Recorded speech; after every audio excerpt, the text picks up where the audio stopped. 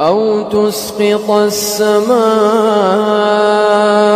كما زعمت علينا كسفا أو تأتي بالله والملائكة قبيلا أو يكون لك بيت من زخرف